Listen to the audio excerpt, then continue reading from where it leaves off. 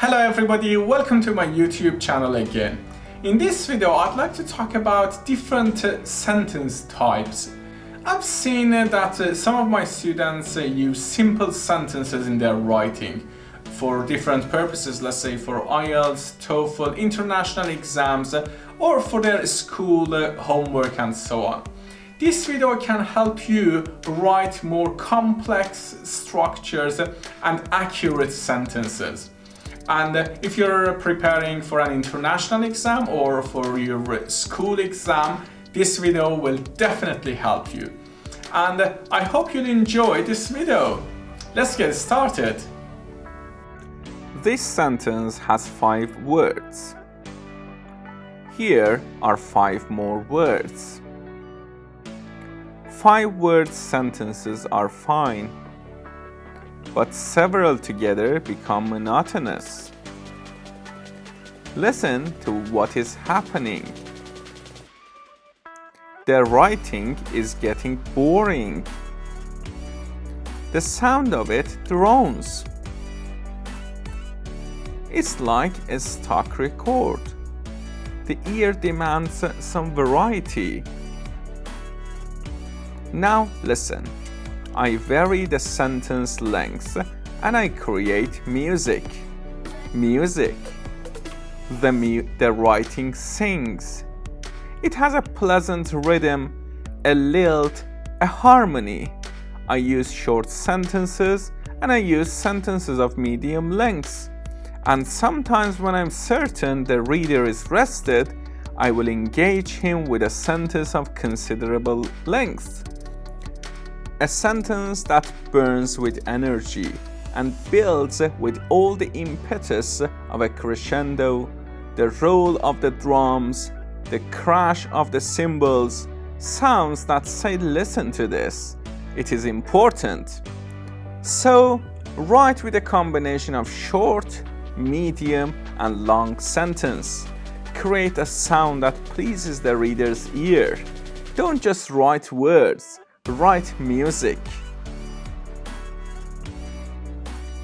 As you see, just here you can realize the importance of variety in your sentences.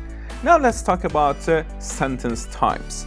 We have minor sentences, we have simple sentences, compound sentences, and complex sentences. We will go over each of them one by one. First, minor sentences. Groups of words punctuated as if they were ordinary sentences when they are not. For example, good, when you just show the reaction to something, or over there. Simple sentences. It has one main verb. For example, he completed his task. Completed is the main verb in this sentence. And as you see, we have just one main verb. Compound sentences. 2 simple sentences joined by a conjunction. For example, he completed his task and he passed the test. As you see here, we have 2 sentences and we have a conjunction. And is the conjunction here. Complex sentences. In complex sentences, we have a main sentence and we have a subordinating clause. For example, he completed his task and he passed the test, although he was ill. As you see here, we have a subordinating conjunction, although, which makes this sentence a complex sentence.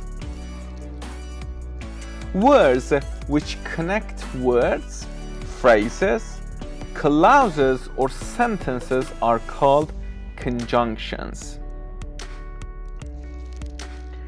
And also we call them cohesive devices because they connect sentences, words, or phrases in our writing.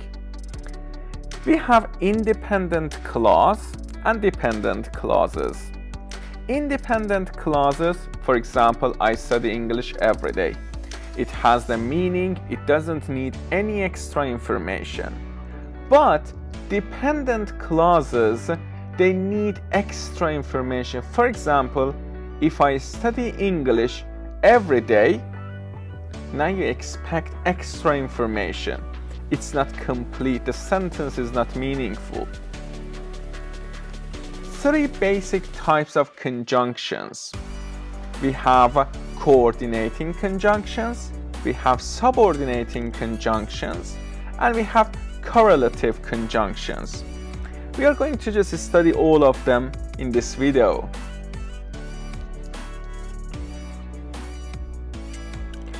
In coordinating conjunctions, they are used to connect 2 independent clauses. 2 sentences are meaningful. In subordinating conjunctions, they are used to establish the relationship between the dependent clause and the rest of the sentence. And correlative conjunctions, they are used to join various sentence elements which are grammatically equal. We're going to go over different examples for each of them, so don't worry about it. Let's talk about coordinating conjunctions. Here we have an acronym to just remember them easily. We use for, and, nor, but, or, yet, and so. We use them to connect 2 independent sentences. And you can remember it. Fanboys. It's easier to remember these coordinating conjunctions with the acronym of fanboys. Now let's talk about subordinating conjunctions. For example, for concession, we have though, although, even though, and while. And for condition, we have if, only if, unless, until, provided that, assuming that, even if, in case, and lest. With subordinating conjunctions, we also have comparison, than, rather than, whether, as much as, whereas. We have also some conjunctions for time, after, as long as soon as, before, by the time, now that, once, since, till, until, then, when, whenever, while. And also other examples of subordinating conjunctions are for reason, because, since, so that, in order that, why. We have also relative adjective, that, what, whatever, which, whichever. We have also for manner, how, as though, as if. We have for place, where, wherever. All of them are subordinating conjunctions. And we have correlative conjunctions. For example, as, just as, so, both, and, hardly, when, scarcely, when, either or, neither nor. As you see, they have 2 parts: if, then, not, but, what with, and, whether, or, not only, but also, no sooner than, rather than. As you see, in correlative conjunctions, we have 2 parts which have the same value, the same grammatical structure. Now, conjunctive adverbs, also similar to and, you can use also, besides, furthermore, likewise, moreover. And some adverbs similar to but, however, nevertheless, nonetheless, still, conversely, instead, otherwise, rather. And we have some adverbs similar to so: accordingly, consequently, hence, meanwhile, then, therefore, and thus. These conjunctive adverbs also can be used. Now we have also we have to focus on the effect of our sentences. How can sentences achieve their goals? It is also important in our writing. And we're going to talk about periodic sentences versus loose sentences.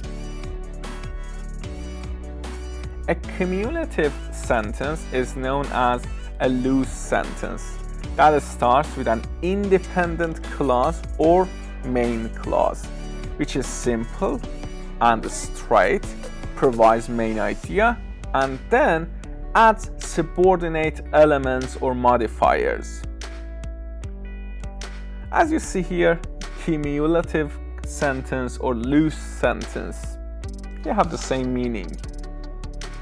For example, he finally landed his dream job after hundreds of applications,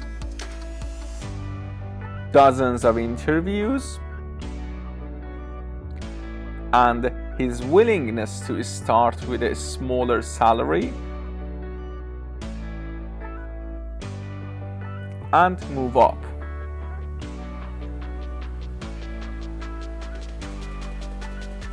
As you see, it's a loose sentence.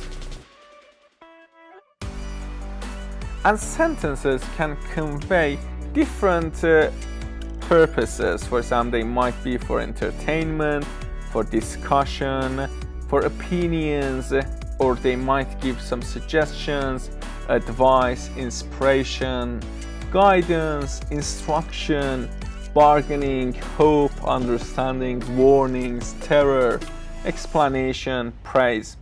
As you see, your sentence, when you write your sentences, you should also pay attention to what they are going to convey in your writing.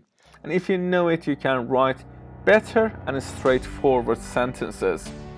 One of the reasons that some students can't write perfect sentences is that they don't know the purpose of their sentences. If you know it, if you know why you are writing that sentence, you will write a great and straightforward sentence or sentences in your essay, in your paragraph, or in your composition. There are three basic types of sentence. Sentences that are informative, descriptive, or discursive. Effects of different sentences. Here, you will look at the effects that can be achieved in an opening sentence. Look at the development of a simple sentence that provides information. Our pet's favorite sleeping place was a dog's bed. Now, some description has been added. Our pet's favorite sleeping place was a dog's bed nestled in a woolen blanket next to the radiator. And now some discussion has been added. Our pet's favorite sleeping place was a dog's bed nestled in a woolen blanket next to the radiator, which was not fair on the two cats, the guinea pigs and the mice, which used to hide there when they managed to escape from their cage. As you see, gradually we developed the sentence, we developed the first sentence. This first sentence was informative, and then we added some description, and finally we added some discussion. And we made a very good complex structure.